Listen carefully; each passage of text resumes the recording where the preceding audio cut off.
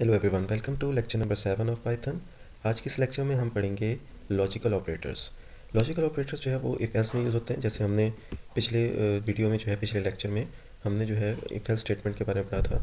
उसके अंदर logical operator क्या होता है, ये ग्रेटर दैन इक्वल हो सकता है, लेस दैन इक्वल हो सकता है, डबल इक्वल हो सकता है। और इसके अलावा जो आज की वीडियो में हम पढ़ेंगे वो 5 तरह के ऑपरेटर हैं। एक है और ऑपरेटर, और एक उसके अलावा है एंड ऑपरेटर, एक है नॉट ऑपरेटर। ये 3 बेसिक ऑपरेटर हैं।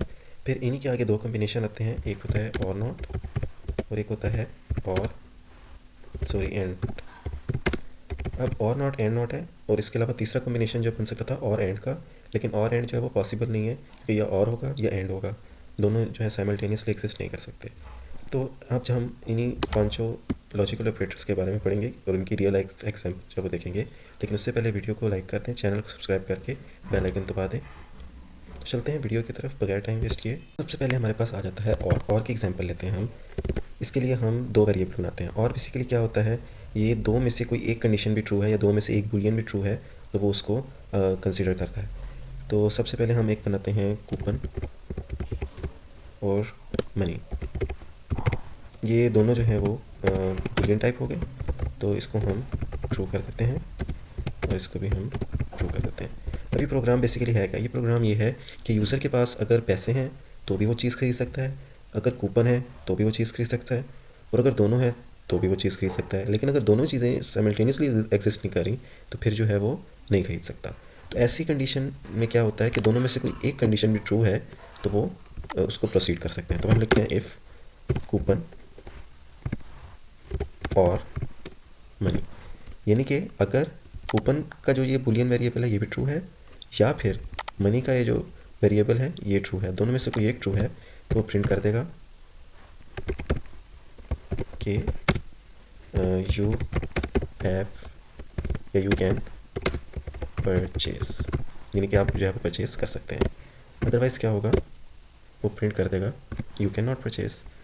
अब हम इसको रन करके देखते हैं, तो देखिए कह रहा है यू कैन परचेज, क्योंकि यूज़र के पास जो है वो कूपन भी है और पैसे भी हैं। तो यहाँ पे अगर हम इसको एक को जो है फॉल्स कर देते हैं तो उस कंडीशन में क्या होगा, उस कंडीशन में भी वो परचेज़ कर सकता है क्योंकि उसके पास पैसे हैं।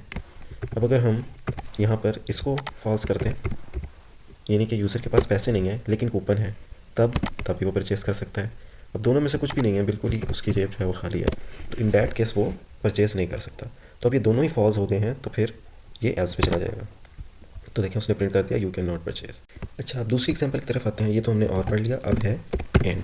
एंड में क्या है कि इफ़ के अंदर जो दोनों कंडीशन है, दोनों की दोनों ही या जितनी भी कंडीशन है वो सारी ही ट्रू होनी चाहिए। अगर उनमें से कोई एक कंडीशन भी फॉल्स है तो वो एल्स पे चला जाएगा। जबकि और में जितनी भी कंडीशन है उनमें से कोई एक भी ट्रू है तो वो प्रोसीड करेगा, अदरवाइज एल्स पे जाएगा अगर सारी की सारी फॉल्स हैं। तो अब हम इसकी एग्जांपल रियल लाइफ में ये ले लेते हैं कि एक आदमी है, उस 18+ भी होना चाहिए और उसके पास लाइसेंस भी होना चाहिए, तब वो ड्राइविंग के एलिजिबल है। तो यहाँ पर हम एज का एक बना लेते हैं, उसको हम 18 कर लेते हैं, या हम यूज़र से इनपुट भी ले सकते हैं जैसे भी हम चाहें। और दूसरे नंबर पर हमने उसका लाइसेंस लेना है कि वो ट्रू है या नहीं। तो लाइसेंस को हम इक्वल कर देते हैं ट्रू। अब देखिए यूज़र जो है वो इसको हम एज उसकी 20 कर देते हैं। यूज़र जो है वो 18+ है और उसके पास लाइसेंस भी है, तो ऐसी कंडीशन में वो ड्राइविंग का एलिजिबल है। तो यहाँ पर हम लिख देते हैं age should be greater than 18 and license. अब लाइसेंस चूँकि बूलियन है तो उसको हम इक्वल ट्रू भी कर सकते हैं और हम उसको वैसे भी लिख सकते हैं। तो ऐसी कंडीशन पे ये प्रिंट कर देगा you are eligible to drive, यानी कि आप ड्राइविंग कर सकते हैं, एल्स प्रिंट कर देगा you are not eligible to drive. तो अब देखें इसमें क्या हो रहा है। सबसे पहले वो चेक करेगा एज, अगर ये वाला हिस्सा जो है वो ट्रू है तो वो आगे प्रोसीड नहीं करेगा क्योंकि यहाँ पर और नहीं। अगर और होता तो सिर्फ पहले इसको चेक करता, अगर ये फॉल्स होता फिर नेक्स्ट सिर्फ इसको चेक करता। लेकिन एंड में अब ये सारों को चेक करेगा और देखेगा जब तक सारे ट्रू नहीं है, अगर एक भी फॉल्स हो जाएगा तो फिर वो एल्स पे चला जाएगा, जबकि और में सिर्फ एक ही ट्रू होगा तब वो प्रोसीड करेगा। तो अब देखें लाइसेंस भी ट्रू है और ये दोनों कंडीशन जो कि ट्रू है, तो अब ये कहेगा कि आप एलिजिबल हैं ड्राइव के। तो देखिए उसने कह दिया you are eligible to drive. अब अगर एक इंसान जो है वो 18 से तो बड़ा है लेकिन उसका लाइसेंस ही नहीं बना हुआ, तो ऐसे में उसको ड्राइव करने की इजाज़त नहीं दी जा सकती, क्योंकि बेशक वो 18+ है लेकिन उसके पास लाइसेंस तो नहीं है ना। तो इसलिए एक कंडीशन जो है वो ट्रू है और दूसरी कंडीशन जो है वो फॉल्स है, तो इसलिए वो कह रहा है कि you are not eligible to drive. और यहीं पे अगर हम इनमें से इसको जो है वो 17 कर देते हैं और यहाँ पर इसे हम ट्रू कर देते हैं। अब देखिए लाइसेंस जो है वो है इसके पास, लेकिन वो 17 है, 18 प्लस नहीं है, उसका मतलब उसका लाइसेंस फेक है, तो इस सूरत में भी वो एलिजिबल नहीं है ड्राइव करने के लिए। तो ये एक एग्जांपल थी एंड की। अच्छा, इसके बाद जो हम एग्जांपल पढ़ते हैं वो है नॉट। नॉट का बेसिकली मतलब होता है कि उसका उलट कर देना। तो सबसे पहले हम इसकी एग्जांपल लेते हैं ईमेल। फ़र्ज़ करें हमारे पास है गेस्ट। अब गेस्ट का मतलब है कि ईमेल जो है वो हमारे पास मौजूद ही नहीं है। एक जो हमारा विजिटर है वेबसाइट का, उसने जो है कोई ईमेल डाली ही नहीं है। तो यहाँ पर हम एक इफ़ कंडीशन लगा देते हैं, ईमेल इक्वल इक्वल गेस्ट, यानी कि ईमेल अगर गेस्ट की इक्वल है तो वो क्या करे, वो उसको साइन अप पेज पे भेज दे। तो यहाँ पर हम लिख देते हैं गो टू लॉगिन, यानी कि लॉगिन करने के लिए जाए। एल्स यानी कि अगर ईमेल जो वो गेस्ट नहीं है तो हम क्या करेंगे, प्रिंट कर देंगे वेलकम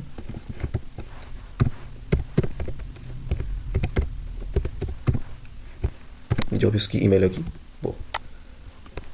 तो अब हम इसको रन कर देते हैं। तो देखिए वो कह रहा है गो टू लॉगिन, क्योंकि ईमेल जो है वो गेस्ट है। अब हम क्या करते हैं कि यहाँ पर इसको जो है वो बिल्कुल उलट कर देते हैं, यानी कि हम इधर नॉट का साइन लगा देते हैं। तो अब क्या होगा, उसको वेलकम कर रहा है। अब हालांकि इस केस में भी गेस्ट ही है और पहले भी गेस्ट ही लिखा हुआ था, लेकिन सिर्फ यहाँ पर नॉट कर दिया है। तो अब सिचुएशन जो वो बिल्कुल उलट हो गई, यानी कि पहले गेस्ट था तो वो लॉगिन पेज पे भेजता था, अब नॉट इक्वल कर दिया है तो बिल्कुल जो कंडीशन है वो उलट हो गई, यानी कि अब वो एल्स वाली पे चला जाएगा और इसको जो है वो कंसिडर नहीं करेगा। इसको जो है हम एक्सक्लेमेटरी साइन से भी शो करते हैं और इसको हम नॉट भी लिख सकते हैं। नेक्स्ट एग्जांपल है हमारी एंड नॉट की, एंड नॉट। अब एंड नॉट जो है वो बेसिकली दो ही ऑपरेटर है, उसका कॉम्बिनेशन हम यूज़ कर रहे हैं। तो इसमें हम एग्जांपल लेते हैं sunny, sunny is equal to true, यानी कि ये धूप है। और इस तरह raining is equal to false, यानी कि बारिश जो है वो नहीं हो रही। अब जो हम यहाँ पर बनाते हैं इफ़ कंडीशन में, if Sunny and not raining, तो फिर वो प्रिंट करेगा कि यहाँ पर go for a walk. Otherwise वो कहेगा स्टे होम।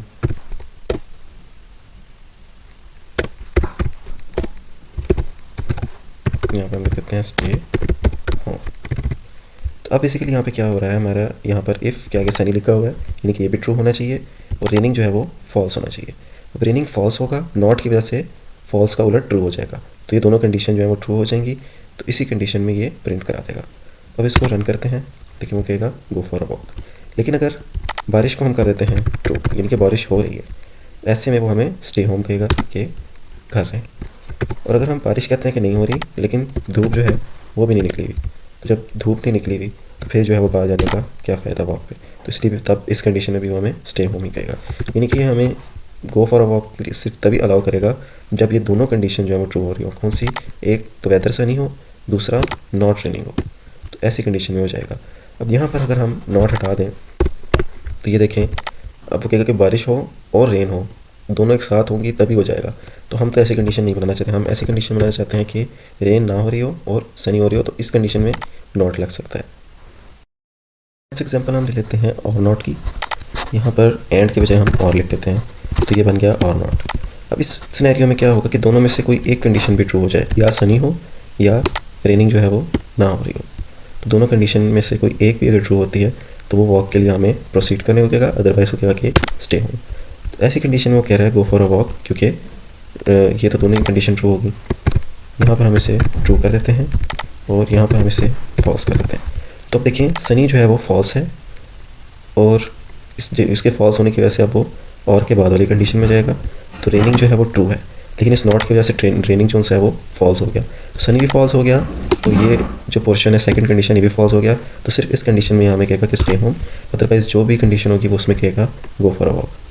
तो इसके अलावा अगर आपको कोई सवाल हो आप कमेंट बॉक्स में मुझसे पूछ सकते हैं और वीडियो को लाइक करके चैनल को सब्सक्राइब करके बेल आइकन दबा दें।